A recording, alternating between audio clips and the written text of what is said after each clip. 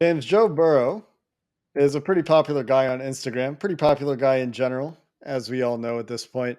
Odell Beckham Jr., of course, a fellow LSU alum, Mhm. comments on a Joe Burrow post, the one. So we have a question here from Stephen H. at Stephen Hagen3.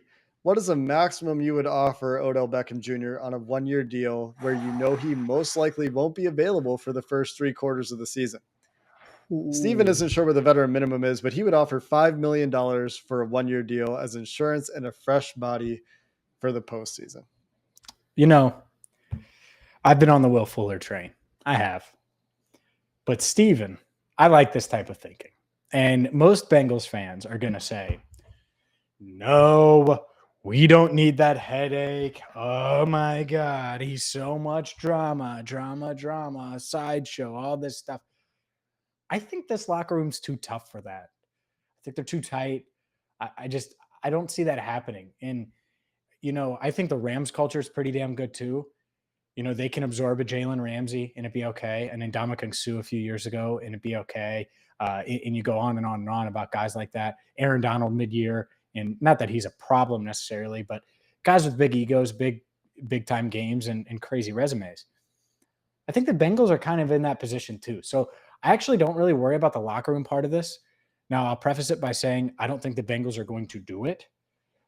But if you're telling me that you can give Joe Burrow Odell Beckham Jr. to go with Jamar Chase, T. Higgins, Tyler Boyd, I'm not going to argue with you. And Steven, if you went $5 million, I'm not going to argue with you. Now, it'll probably be less than that with some incentives and some postseason incentives and things like that. I wouldn't argue one bit, and that is the beauty of having Joey B. You have to embrace that because there were many years, really my entire lifetime, I don't think that there would have been a quarterback that would have attracted someone like Odell Beckham Jr. And again, I don't think the Bengals are in on it. But to me, if Joey B and OBJ are like, hey man, let's team up and let's do this thing, let's go crazy. I watched OBJ. He went to Los Angeles last year and Robert Woods was healthy. Got hurt the next day, but he was healthy when he signed there. They have Cooper Kupp, right? He was never going to be the number one there and was probably going to be the number 3. I wouldn't argue with it. I think it's unrealistic, but no, I think 5 million. That's about right. Even though I think it would be a little bit lower with some incentives to get him into that $8 million range. And I think that's what he's looking at, and that's why he hasn't signed anywhere because no one's offering him big money coming back from a second ACL. There's so many questions around the injury, predicting his recovery, figuring out where he's at in his recovery. And then you're right. There's figuring out the player himself. How does he fit in your locker room? How does he fit on your team? And I think some of the character concerns or drama stuff with OBJ might be a little bit overblown. He was on some dysfunctional teams, to his defense. Yep. And I don't think there were any complaints about him in LA that I recall.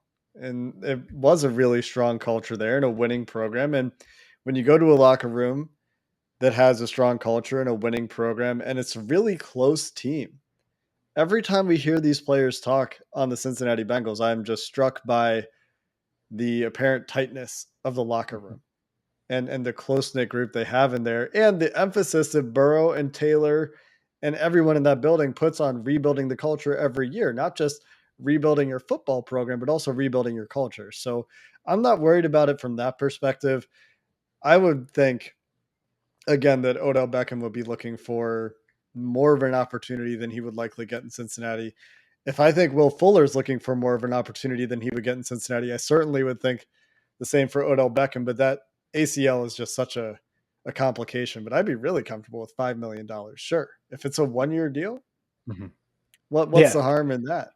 And that's the thing is it really is the ultimate insurance policy, just in case something. I mean, because he's still legit. I mean, we saw him in the Super Bowl. The dude was he's still good. It's really damn good. And, Mike Hilton was stuck on him like glue and he found a way to make a play on him. Right. And that's just one example. But yeah, I think it would work. That being said, I don't think the Bengals are even really discussing it. And I don't think, and I might talk about this more in a future episode, but I don't think Joe Burrow is at the stage where he can be like, go get me Odell. I don't think he's No, there yet with the front office. no, I don't think so. Odell Beckham Jr., by the way, was the fourth leading receiver in the postseason behind T. Higgins, Jamar Chase, Cooper Kupp. And if he had played the full Super Bowl, he might have been higher on this list. He might have been third, beating out guys like Tyreek Hill and Gabriel Davis, who had the massive game in the second round of the playoffs. And so those guys all played the most games, but he was still very good in the playoffs, was Odell Beckham Jr. 13, nearly 14 yards per catch, 2 touchdowns. So the guy, I mean, I think just making the point that he's still good at football. And if the opportunity's there, you should do it. But yeah, I think I agree with you that the opportunity is not likely realistic. Yeah, and that's why I've been pushing a little bit harder for Will Fuller of the two. I think it's a little more realistic, even though I'm not saying that one's likely either. Yeah.